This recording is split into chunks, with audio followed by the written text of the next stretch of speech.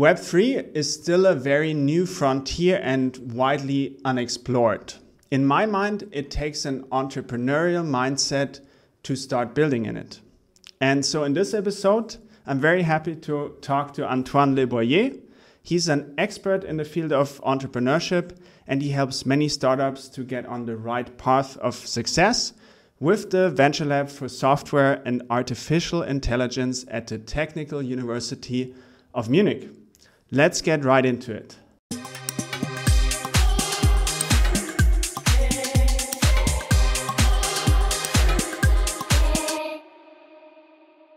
Hello and herzlich willkommen to the Bernhard Neumann podcast. Here you get insights and knowledge and assessments around the topics of Web3, NFTs and crypto. I'm your host Bernhard. I help brands to win in Web3 with strategies, with training, with workshops. So the whole thing has a method and we can come to success here. With me today is my guest Antoine Leboyer. He's the Managing Director of Venture Lab for Software and Artificial Intelligence at the Technical University of Munich. Most of all, he's a really friendly guy. He brings people together.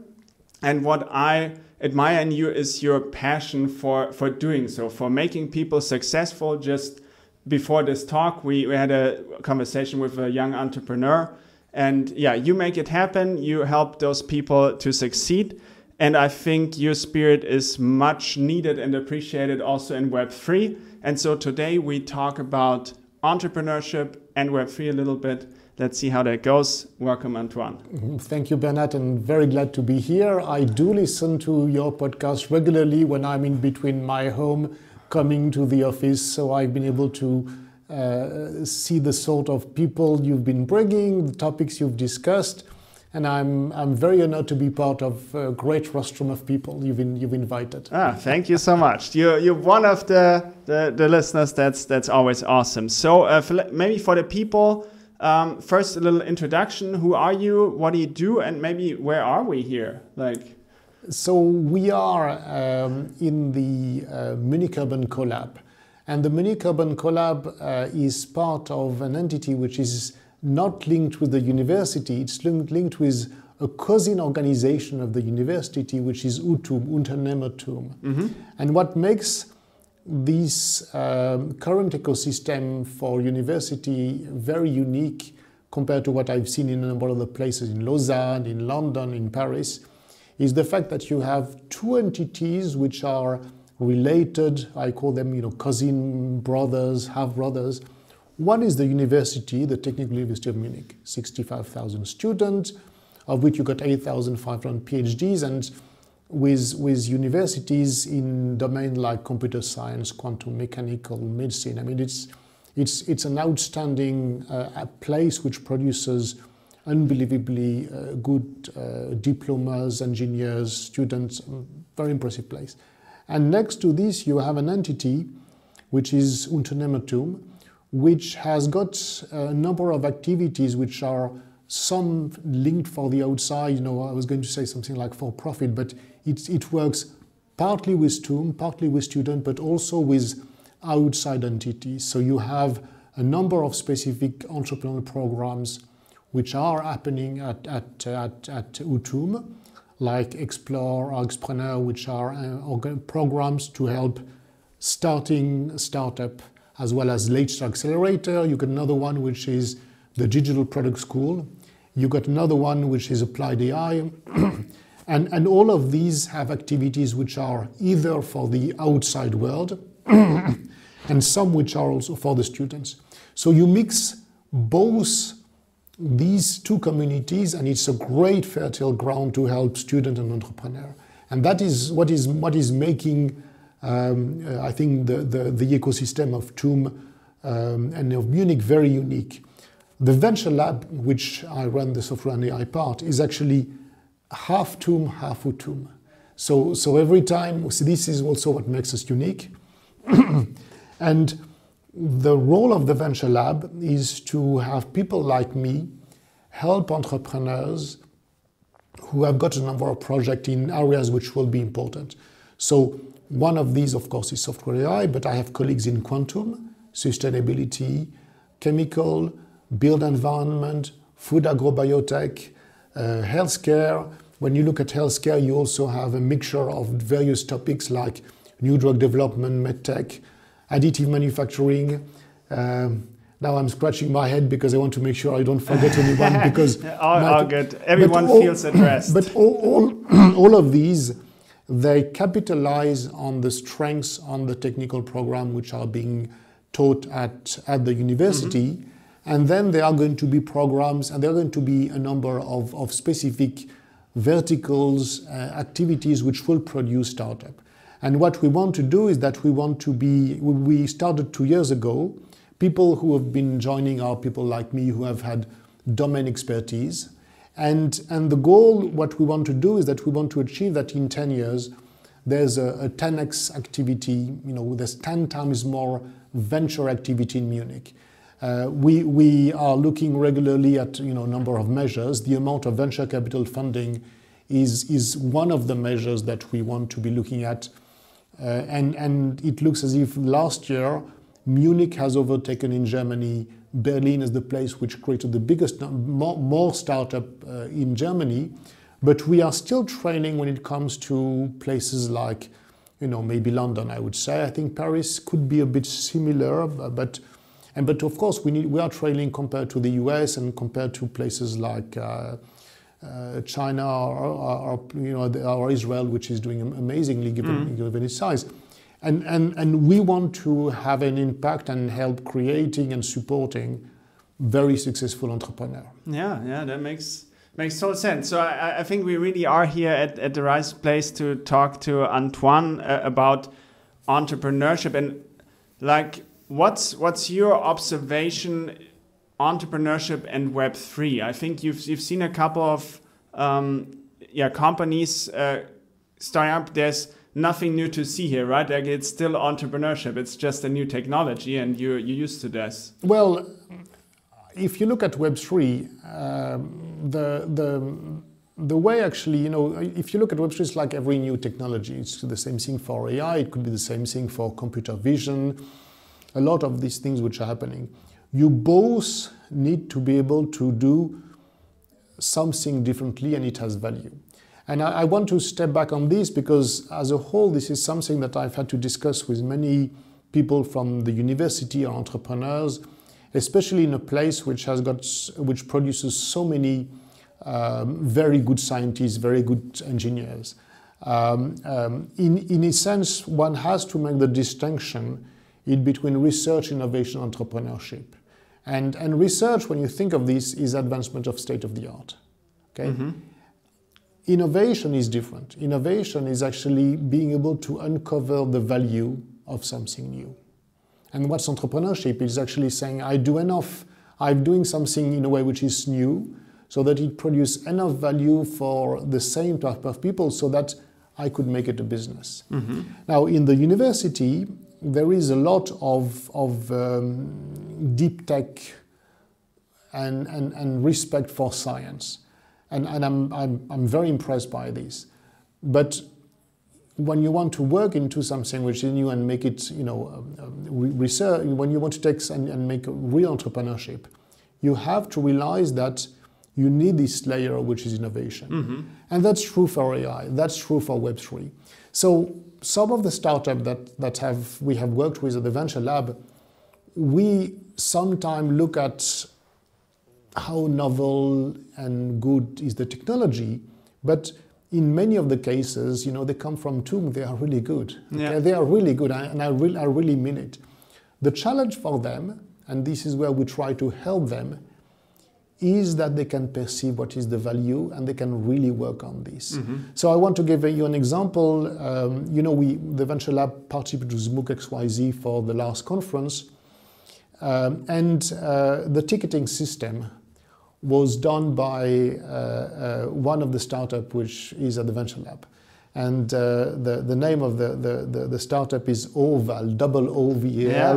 Yeah. It's a startup that I work with. I would recommend that any event look at what they do. They're actually doing something which is using Web3 not as an objective in itself, but as a mean to actually manage the problem of secondary market, which is something where NFT can play a very significant role.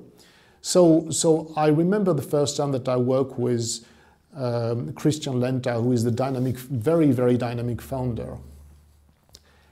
We discussed, and he was only talking about, I'm doing this, it's going to be new, and I do a lot of coding, and he does a lot of coding.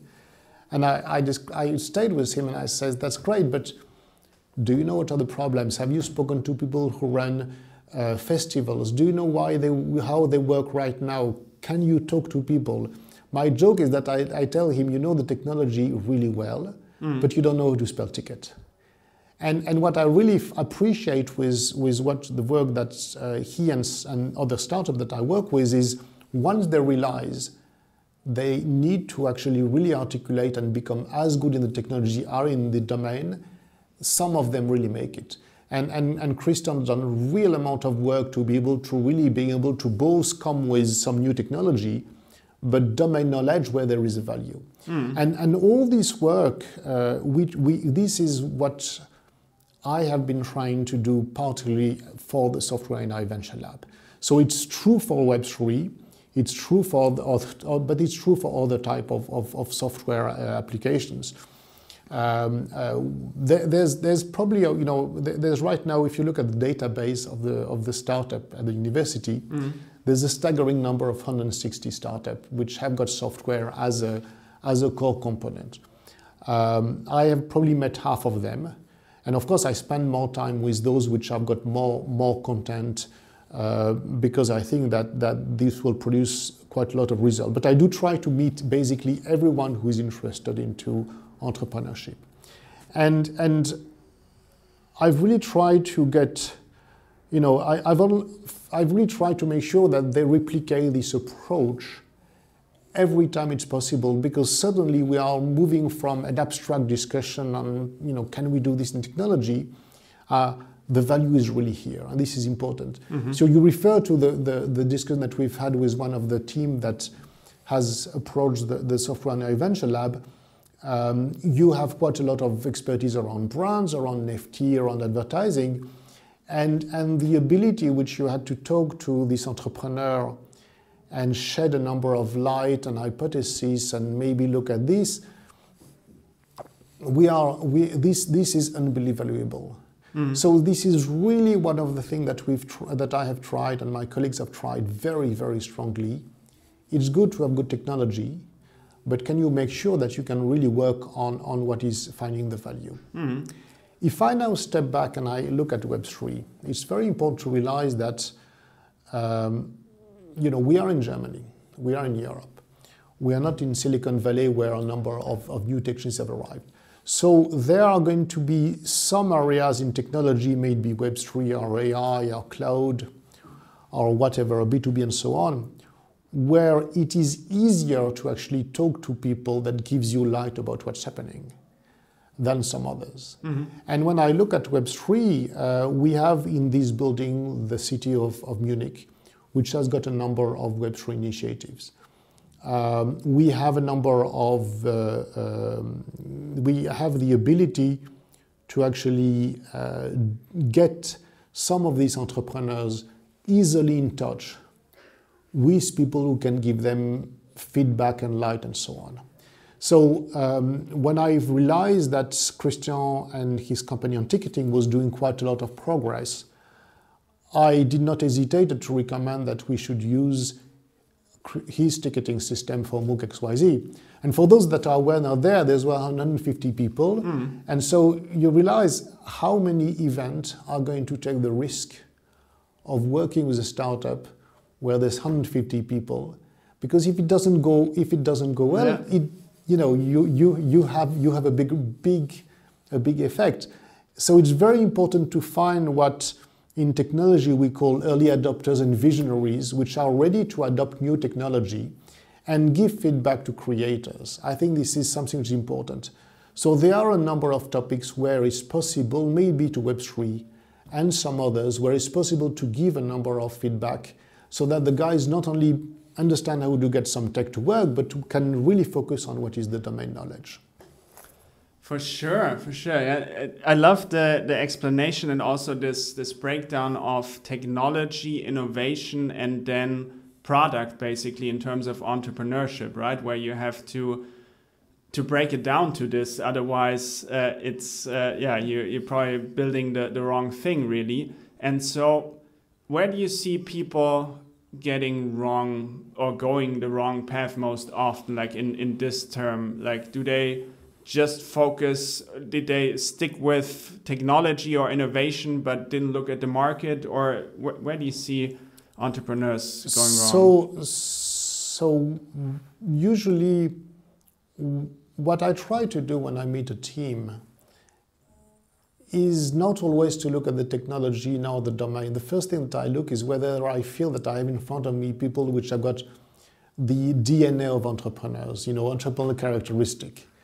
And I want to get a sense whether they can listen to what's happening. Mm-hmm.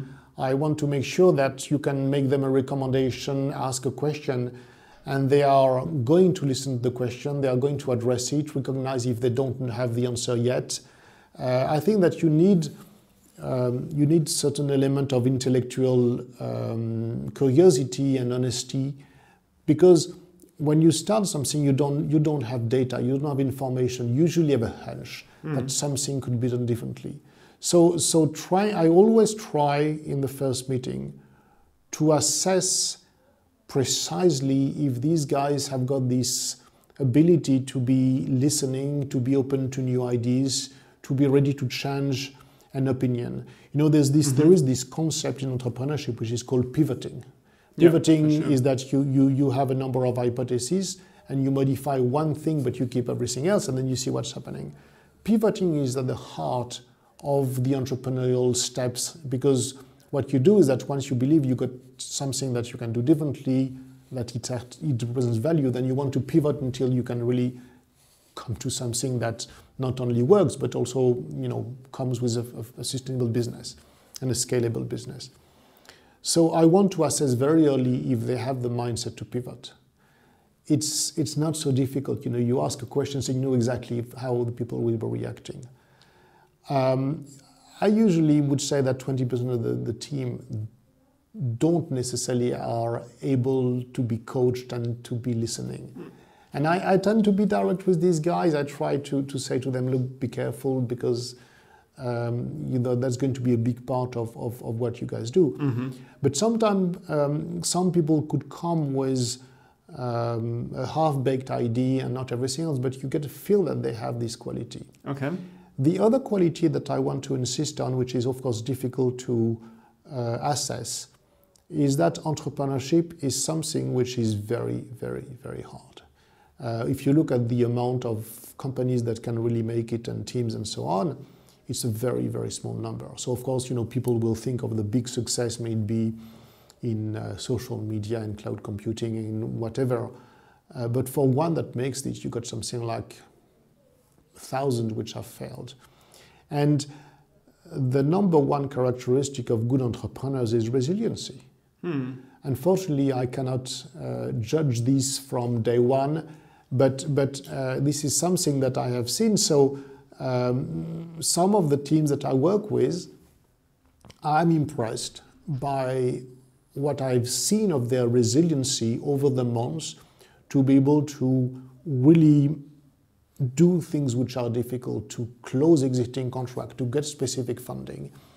And I also believe that part of what I'm bringing as a former entrepreneur who's lost a lot of hair is that I can also see when these guys need support and talk to them not from, say, a professor, which I am not, or even someone who would have more expertise, but I'm an entrepreneur, I'm a former entrepreneur working with current entrepreneur.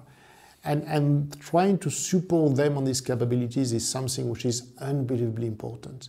And those guys which I spend time regularly and where I spend more than giving a presentation or having a quick conversation with them are people which I believe have got this ability to listen to what's happening, are open to ideas, are not stuck into a sort of certainty, which is very scary, and also have got these capabilities to be able to really go the extra miles through a long period and can recover if something doesn't happen well.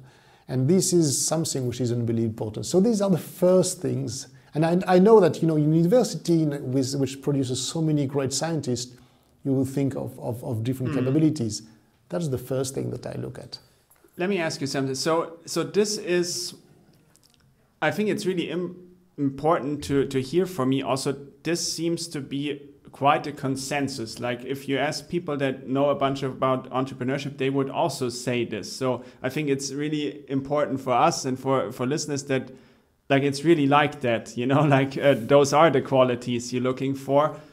Who shouldn't be an entrepreneur? Like have you like obviously probably thought of much about that, or some people crossed you that you like just knew, okay, maybe you shouldn't be an entrepreneur, this is not for you, but maybe this has value because supposedly nowadays everyone is supposed to be an entrepreneur, right? And I feel like, what would you say? Who shouldn't be an entrepreneur? Look, first I wish everyone who wants to be entrepreneur, or maybe I wish not, because I think that not everyone can be. I always ask myself, given the number of students, given what's happening, whether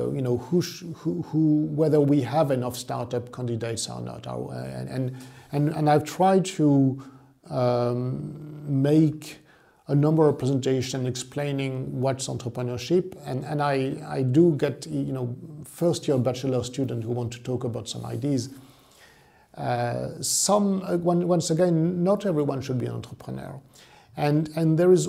In addition to this concern about resiliency, there are some people who are very happy, productive, and delivering a lot of value working in large organization. Because if you're in large organization, you can actually achieve quite a lot of depth. So I have my company was working with Microsoft, and I always was impressed on the fact that when people develop a new product in Microsoft, you've got a huge organization that's going to take this product to market and make it, present in many places. But when you are into a smaller organization, and I am startup as well as small organization, what you have is that you have to worry about a much wider range of topics. And some people are actually much more happy if they can just focus on something where they can go in depth. And some people are actually intellectually at ease, knowing that they may have to move into a number of various topics, but may not have yet at some stage these. Of course, small company will want to become big, and you want to get both. But some people are going to be more apt at being able to think broadly into many topics. And to me, these are the people which are more geared towards smaller companies and startup.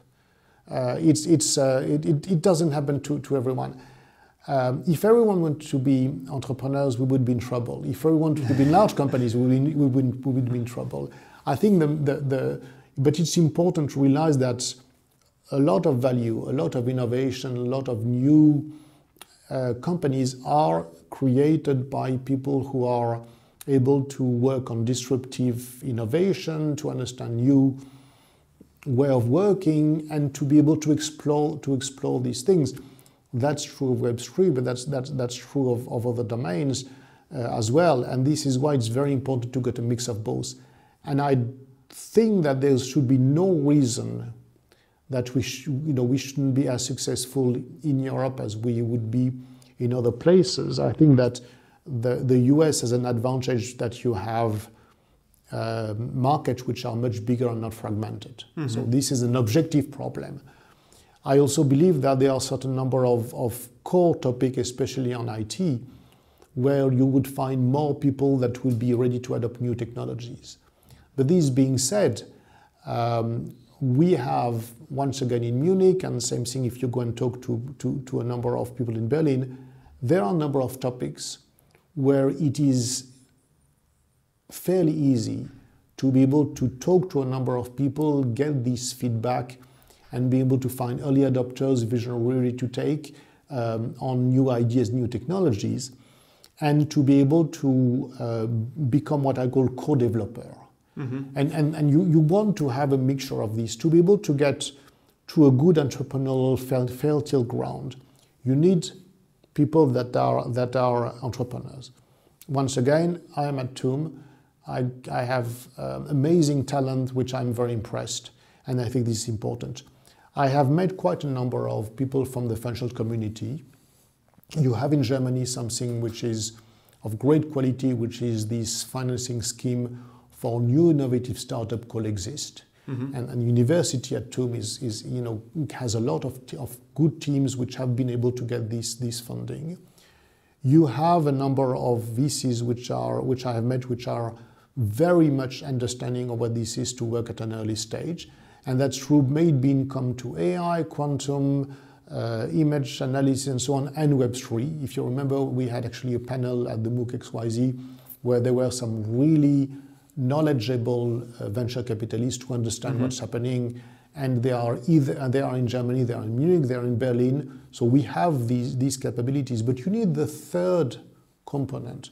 You need people which are actually ready to work with startup and new people and say, oh, this is interesting, can I try that?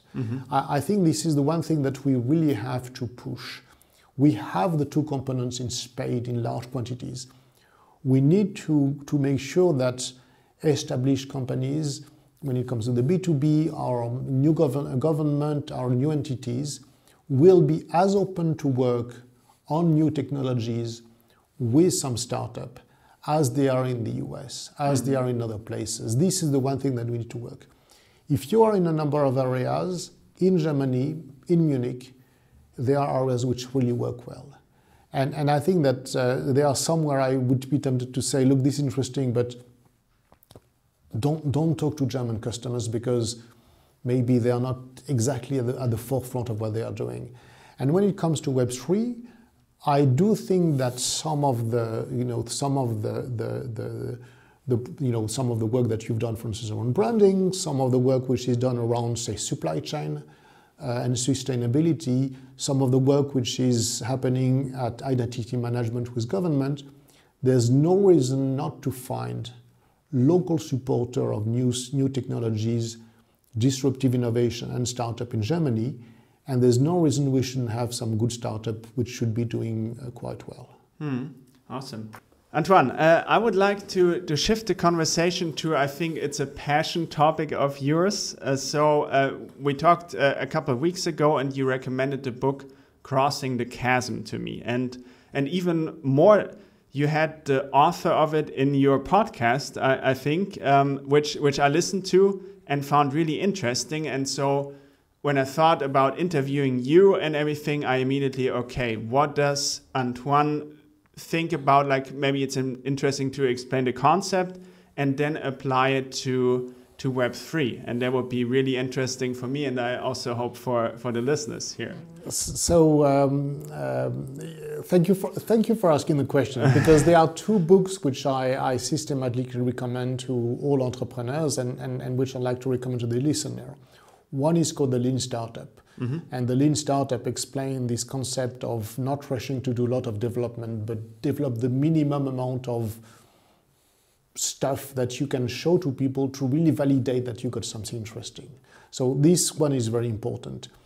The other one is a book which is called Crossing the Chasm, which was written in the early 90s by Jeffrey Moore. And this is a concept which has been a concept which many people have heard about, which is that technology goes through various phases of adoption by different people. Jeffrey Moore actually articulated and developed this concept, which is the TALC, the Technology Adoption Life Cycle.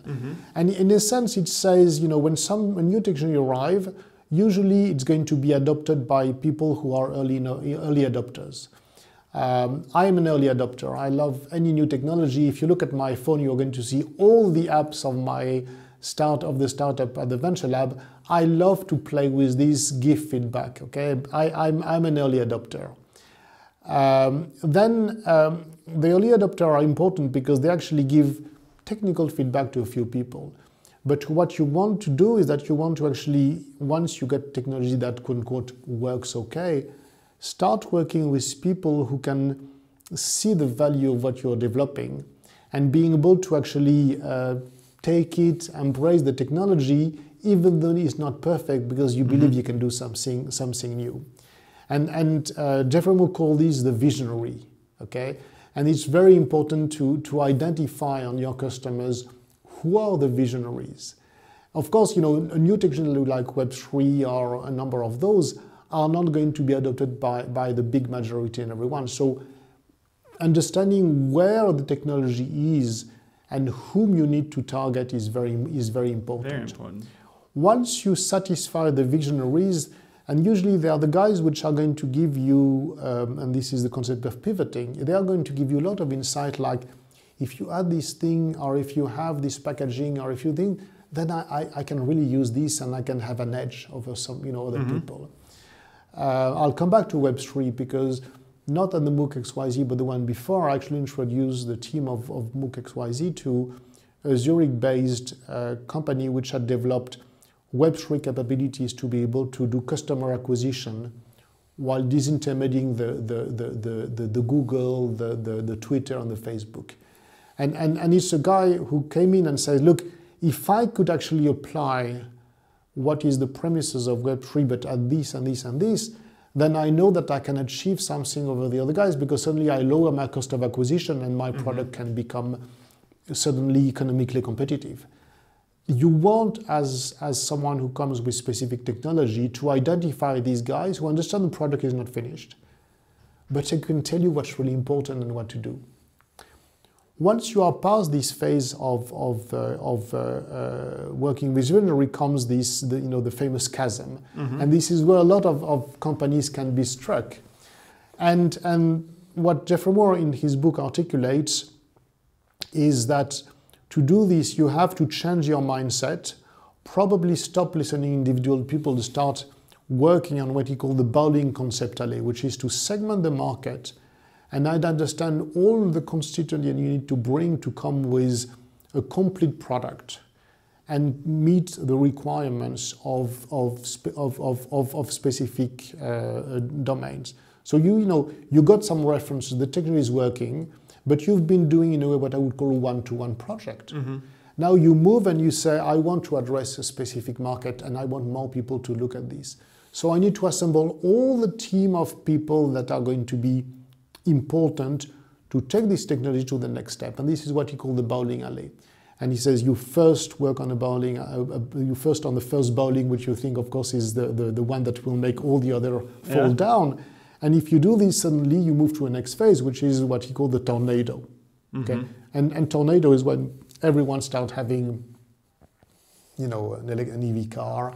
Everyone wants to have, use generative AI to write some documents and so on. That's when something starts happening. Okay. Then you got later phases where you need to start reducing the expenses, divesting. But what you see is that you need to understand if you're going to be selling to techies who love the technology, if you're going to be selling to people who can really see the value, and then if you're going to have to move to people who are more what Jeff Moore called pragmatist. And this book was written in 1991. The person that I had on my podcast is actually the chairman of the consulting firm started by Jeff Moore, which is the Kazem Institute, and it was Michael Eckhart. And what they have done is that they have actually regularly rewritten the examples that were in the book. So in 91 there was no internet, there were a lot of companies which are not necessarily which may not have been survived, and so on, but all over these technical revolution that have been happening between the 90s and now, the concept of applying this sort of principle really works well. And I would encourage every technology enthusiast, may it be someone who is an entrepreneur, someone who works in a larger company, I would really recommend to understand what is the concept of the book. The book is absolutely amazing. I used to read it when I was running my company. I would actually, or even before, I used to read it every couple of years, just to be reacquainted with the thinking and be able to step back with my own experience. Whenever I work with a startup, I try to get a sense for where they are, and I try to get the guys to understand also what they need to be doing. So when it comes to Web3, one could argue that a number of specific technologies, given the volumes, are actually already past the chasm. Okay. Okay. If you look at the amount of art which is being sold via blockchain mechanism, it's something which is, if I remember well, this was something like, you must know this better, but it is 3 billion. Yeah, it's huge. It's huge. Okay. Yeah, really so in other words, it's something which is a very specific segment. People which now are actually buying this art may not be the techies which have been helping build this, but what is happening is that suddenly you got the ability to go into something like Coinbase, where you OpenSeas, where you get access to quite a lot of catalog. There's a mechanism to be able, and liquidity, and you don't need to be an IT specialist. So I would say that at this stage, an OpenSeas have actually been able to say, what do pragmatists need to do to start having access to a specific set of digital assets that didn't exist before? Yeah. If you go into a number of, but technologies can be different. This is like NFT into the art market. Yeah. If you look at some other segment right now, some could be a little earlier. Okay. I love this. I think this is really helpful for Web3 founders, for the whole space, because the way of segmenting, I totally agree with you. I think we probably have crossed the chasm for NFT art, but certainly not for example, for PFPs, profile pictures. Those are still probably, I think you said the visionaries, right? This is a different stage. Those are still the people that, oh yeah, I see it, this is a new technology, I adopted it really early and I can see where it might go. And so I think it's so important for people to understand where they stand and who they market to, right? That's very important. So I want to take a couple of examples of startups that we are working with. There are two startups at the Venture Lab which are actually working on applying Web3 concept to B2B applications. So there's one which is called Twinu. I'm very glad to be doing some free advertising to great entrepreneurs that I got huge respect. And there's another one which is called Imero. And each of them have developed very specific technology that can be used to deploy a number of applications that actually take advantage of blockchain. One is more, one working on linking, on having developed specific IP, with the purpose of actually deploying projects where you link digital and physical. And the other one has developed the ability to come with a unique digital ID, which could be either physically or QR code and so on. Both of these enable certain visionaries to deploy new applications. And when you look at some of these projects that these guys are doing, they are doing quite a lot themselves. They are still in a way in a project mode. They are typically working with visionaries. And this is why right now I feel that for them to be able to be visible from these visionaries who are knocking at their door and say, look, if I do something on what you have, then I can increase the amount of stickiness and upselling for my product. Yeah. And this is where, when I speak to these entrepreneurs, and I would encourage all the people which are listening to actually, who have got interest, to actually look at both what are the technology of these two companies. What these people they are working with, they are typical visionaries. They are probably working right now with these visionaries on a project-to-project basis. And as they do this, not only do they are able to increase the value of their platforms, they're also able to say, they are adding features, they are of course, making some business, but this is moving from a project approach into something which can be productized. And these two companies, which I have a lot of respect, both in terms of the content and the entrepreneurial quality of the guys, are very interesting companies. Once again, I want to say we are not in Silicon Valley, but it's very feasible for both of them to work with a number of people in Munich, in Germany, and in Europe as a whole that can see the value and can work with them. And I think this is why these are very interesting things. So once again, you know, if you look at if you look at the core technology, you need to understand where people would perceive the market. If I look at OpenSeas, OpenSeas is actually, to me, this bowling alley which allows to suddenly create this complete product around the art market. And in a way, the technology has enabled these people to be able to push their product in a cost-effective way they couldn't have done before, and the volumes are very significant. If you look at some of these more classic B2B application, which seems to do for the goal of developing new application for brands, and there are many examples on your podcast, you are the visionary phase. So that's the sort of mindset which. So as a consequence, you know, if you wanted to develop new features which would make OpenSea even more techies and so on and less easy to use, that would be a big mistake. Sometime when you are into this growth phase, less is more effective. But when you are, as an entrepreneur on the visionary phase, identifying the right people to work with, developing the right project, working with people so that you can not only, you know, develop feature but productize your next platform, that's an entrepreneurial approach. That's the way you do this. Yeah, I really love this because it all also leads to collaboration to me, like how you explained this, also how you try to bring this company from Switzerland together with this other German startup. Like that's where, hey, we are in the visionary phase, we're developing something here, and maybe it lands as an entire thing, but also it gives the platform for people to build on it and see, hey, if we shift it, as you said, towards this niche, it's really helpful.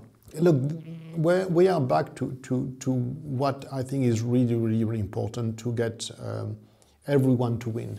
Not every company in established company can have the ability to move fast, to go at the speed of a startup. There's another book, and again, I think I tend to push people to read book. There's another book which is a book which was written by Harvard Business School professor Clayton Christensen, which is about disruptive innovation. It's called The Innovator's Dilemma. And it describes the difficulty of successful established companies to actually see the next disruptive innovation. And the startup can go at a speed, take risk, change what they want to be doing at a speed which no other organization, which is, you know, no corporation can do. I have an example that I want to bring, which is not a Web3 example, sorry Bernhard, but it's a great but it's a great example of a startup that has developed specific, you know, it's an AI startup which has developed capabilities to actually take a, you know, scan of someone using a phone and being able to tell you if you need to go on an e-retailer and buy, you know, an M sweater or L or whatever. Okay, they are part of the venture lab. The founders are two people which are, I got huge respect for. The company name is Saisky. There was an article written on this. Where they actually got financing as well as strategic relation with a German Mittelstand company of 1,000 people called the Hohenstein Group. And these people are the leading producer of this sort of information using complex equipment and so on. What's very interesting is that these companies realize the need that some things could be moving faster, AI could be interesting. And they also realize that a startup could actually move faster, and rather than trying to rebuild everything themselves, they say, why don't I identify the one guy we could be partnered with, because they will go faster, we may have the ability to actually develop relation. They're actually working on developing specific type of technology around some of their data, and this is really trying to get the best type of combination. And there are many Mittelstand activities in Germany which are unbelievable. I think that this is exactly the best type of capabilities, where you got a technical team which is, in my sense, second to none, and an existing organization which, rather to try to be resistive to change, are believing that they can go and replicate themselves and so on. They say, no, we may not be a startup, but we can work with startup. This is exactly how we need to be co-developing, and this is how we can actually develop and nurture an organization where there will be value and which can scale.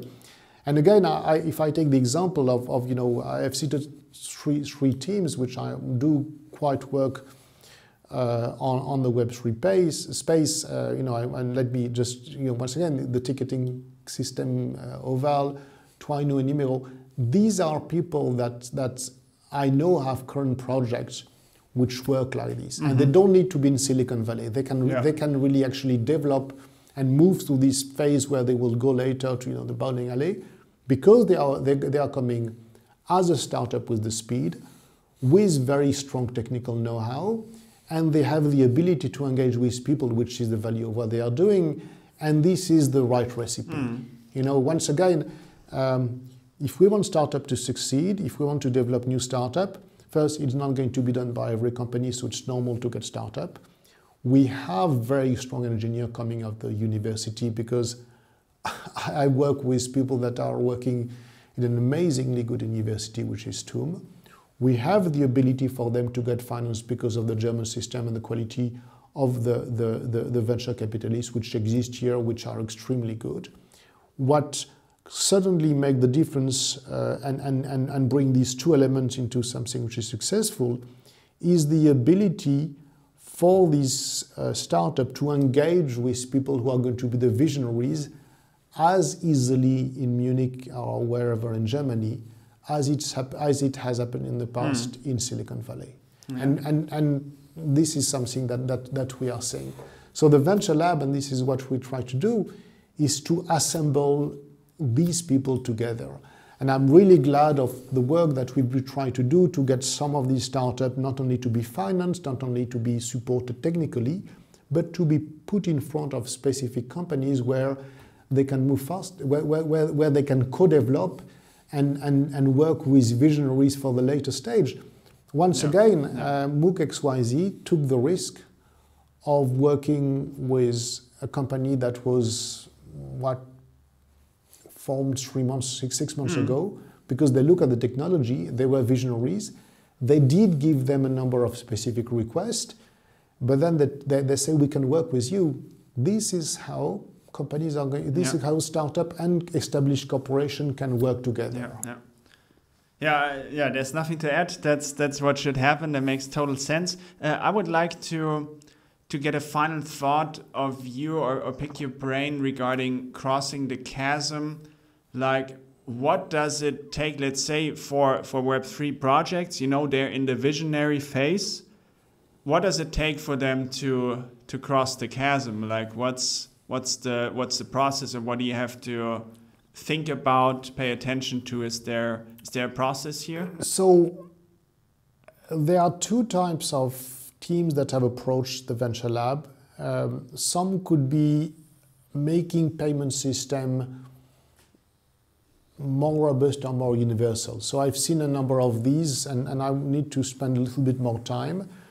But I would say that the most important one are coming, and they don't define themselves as a Web3 project. It's by working and analyzing what they need to do that we start realizing that a decentralized type of system such as Web3 does give the ability to be effectively scaling a system. And we have a number of them with my colleague Lars and mine, who is the sustainable, who runs the Sustainable Venture Lab with me, where we feel that a number of projects lend itself very naturally to deploying Web3 architecture. And I would say that finding these use cases, which are use cases where the structure and architecture of Web3 and seeing the value is a natural way for some entrepreneurs to build an architecture and a solution. This is what is needed. Yeah. So right now, and I'm going to be quoting a team that I got huge respect for. There's a team of entrepreneurs which is called Point 12 Energy, and they are working on certificate system for green hydrogen.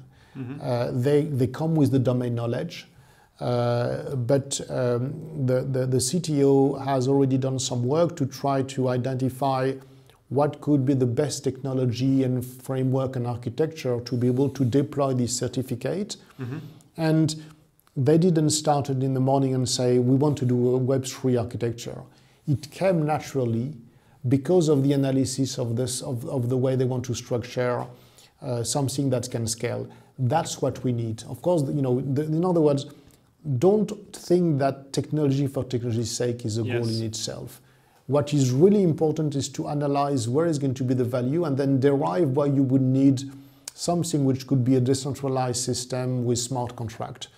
And smart contract is hugely interesting and great value. This is how like this that startup will be able to deploy, and this is like this that will satisfy the visionaries and get moving. That's beautiful advice, and I think this is so interesting for the Web3 and NFT space, because they're so much coming from the technology, right? Like they didn't start out to build a product or something. They started to use the technology for the sake of the technology. Can we do an NFT with this? Can we program a smart contract that does certain things? But without thinking, okay, this is going to be a product for this niche or something, for ticketing. And so I think many startups are at such an interesting point now where they started with the technology and now they kind of need to find the product really. Look, there's nothing wrong, especially when you start at this early phase, to do some creative thinking and some work. And you have to start with something. What you want to do when you are into a startup is that you want to be able to take what you have and test it, validate, modify the whole thing. I mean, if you look at ticketing again, and I'm going to be again talking about, what I've learned working with Christian, because I didn't know ticketing at all, and I actually work along by the side of Christian, who's fed me a lot of information. Look at what's been happening, I think, last couple of weeks with Ticketmasters being I think sued by the DOJ in the US because of the inability of Taylor Swift fan to be able to get tickets, and suddenly all these bots and all these systems are buying them in bulk, and people who really want can get access to this.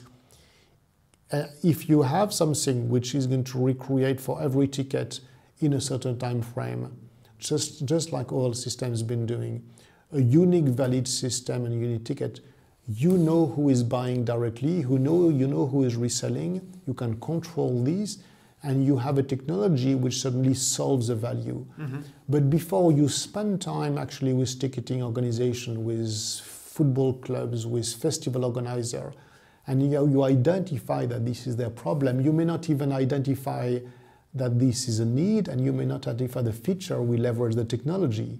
So this is again an example of this co-collaboration, of this co-innovation. The guy, if a football club wanted actually to develop something on NFT, on something like this, they would go to a large organization which would charge them a lot of money to be able to do things very, very, in a very robust manner. Mm. Whereas when MOOC XYZ asked Christian Oval to do a number of modifications, the following day he came in and he had done it, and he found it normal. That's this, and he came and he says, thank you for pointing these things. I hadn't thought of this, but it makes a lot of sense. And I've done this and this and this. That's the collaboration that you want. And you want to assemble people ready to are saying, look, it may not be perfect, but can you do this? And we understand it's not perfect, but if you do this, it's going to be a great value for us. That's the visionaries. And there's no reason in Web3 that we cannot find these sort of examples and the people ready to work on this. And if they work with people that are coming out of the university, we have got very good engineers and true entrepreneurs. That's the right combination. Yeah, for sure. That is the right combination. And I think it's very easy to have a solution and search for a problem in Web3. I think we've seen this a lot, but as you explained so beautifully, there's a way out of it. And I think that's where many Web3 NFT startups, they need to pivot. Like they just need, okay, this worked so far in exploring the technology, but in order to make it a company, to make it a startup, we need to solve a problem or solve something. Look, part of being entrepreneur is as much finding, as you said, a solution, but also finding the problem. Yeah. You know, there's a classic rabbi joke of the rabbi who comes and says, "I've got an answer. Who's got a question?" So this is so typical. It's so typical. It's so typical of the entrepreneurial mindset. Yeah. This is what they've done. Some entrepreneurs will start for a solution. Some entrepreneurs will start from a problem, but at some stage you will need both. Mm-hmm. And if the solution is a bit weak, if the technology is not enough, then you may not scale. But if you don't have a problem, you'll never develop. Yeah, can add to this. And to round this out, this interview. So that's the first thing I wanted to ask, actually. So in your title, there's all this artificial intelligence, right? And so I was wondering, since we're here in the Munich Venture Lab, what did people do? Did they jump in circles when ChatGPT came out? Like what happened here? What was the vibe when this product hit the market the way it did? So the technology is something, the core technology behind ChatGPT was something that was actually quite well understood. 2 years ago when I arrived, OpenAI worked with, gave access to a student organization which is Toom.ai to allow a hackathon where people got access to this and started working on specific application. That was my first exposure to the unbelievable creativity of Toom engineers, and I was really, really impressed. And some of the people that I actually worked with have developed specific technology. When it comes to ChatGPT, my understanding is the following. It's an unbelievable way of working with ton of visionaries and early adopters to take a product and make it available to more people and improve the quality. In fact, the fact of having a strong NLP is something which has been known for last couple of years. If you look at what ChatGPT has been doing, is that the following. They've made it available to everyone. Mm-hmm. The user interface is extremely simple. It is. It is something which is like a Google search. Yes, exactly. It's totally decluttered, and this is exactly good UX. Mm-hmm. And also, the system has been designed so that you don't have people using this and doing terrible things with this. In fact, the ability to actually really take an AI capabilities and make it with the right safeguard and not having AI being used for terrible things, I'm impressed the way all of these guardrails seems to be having put into this. So it's something that you can put to the hand of many people. And what do you have right now? You have something which is known in AI, which is called reinforcement learning. The ability of a number of people to say, yes, this is a good analysis. No, this is not what's happening. So you have massive end user visionary adoptions, and you got the ability to improve the product with millions of people doing reinforcement learning. But it costs $100,000 per day to run ChatGPT, as I understand. I don't even want to think about the CO2 impact. And we have actually, this morning with the Explore team, discussed with the team that is looking at some of the impact of some of these large AI applications and how to be able to help them reduce the amount of CO2 emission, make some of these more sustainable. And also, more importantly, we've worked at the Venture Lab with a couple of startups which have taken the principle of NLP, but being able to actually develop something which is not for the general public, but we can use for near mission critical applications.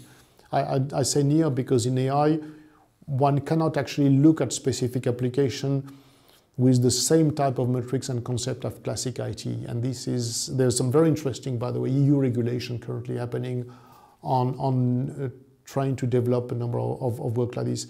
So I have in the Venture Lab, and I'm very happy to be quoting some example of companies, but the younger entrepreneur we have in the Venture Lab is 18, and he's developed an NLP system, so a generative AI system, to be able to work on taking bullet points when you are explaining something and making them into video for training purposes. He's now 18. He's nearly self-taught, and I'm really impressed with all the progress. And his company is called Fast AI Movies. There's another team that I've worked with, which have gone through all this concept of pivoting, of working with visionaries. And what they have done is that they have developed their own technology to take complex technical text and come with easy language. And it works in German. It's a company called SUM, S-U-M-M. So I hope that I'm pronouncing the name correctly. And the founders have worked with very specific data set and specific elements. And they come and they have now the ability to take complex technical text as well as legal text and so on, which are not things where you need to train on core data and apply what I would call the brute force approach, which has been done with DeepIt, but really try to fine tune the quality of the data training. And they are being used by some very, even after a couple of years of existence, and I'm very impressed. They are cash positive, and they are being used by large established organizations in Germany. And I would recommend any organization which is interested in facilitating the creation of training video, or who want to use some of this technology of facilitating the access of complex text. They can work with these companies which are able to come with high quality and approaches using NLP. The last thing that I want to say is that I'm very impressed with what is happening with ChatGPT. I think this is something which could be as new as, say, when mobile appeared.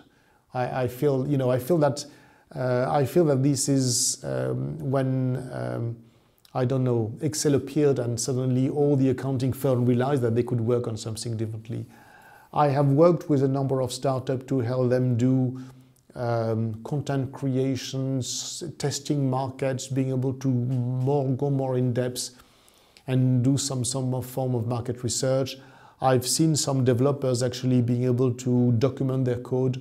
And I can see how much value there is in using this system. So I feel that this is an amazing time to be an entrepreneur on this new technology, as well as Web3. Thank you for opening this beyond Web3, Bernhard. But I also very want to insist, which is that we don't need to believe that everything is happening in Silicon Valley. Two of the companies that I've quoted are also doing generative AI. And I also want to add some others. Sorry. One of them is operating on stealth mode, but is using the principle of generative AI for the identification of molecule. And have a drink. Sorry. We can cut it out. No problem. So you take the principle of generative AI, and you apply core machine learning principles, and you speed up the phase one of new molecule discoveries. You got another one, which is a company that has developed algorithmic design for mechanical creation of complex mechanical product. It's a company which acquired a startup of the Venture Lab, which we work with. The company is called Hypergenic, and they are also using AI, generative AI principle for medical design. Here you work on the strengths of the German capabilities. Biology for one, mechanical for the other. And these companies are absolutely world class. Yeah, totally. I think that's there. So we were talking a lot about the entrepreneurial mindset, and so I have a question for you. It's I guess it's not the easiest one. What have you changed your mind on lately? Since an entrepreneur needs to be flexible with his mind, right? And is there anything you've changed your mind on? Like where you thought, I guess I can see it a different way.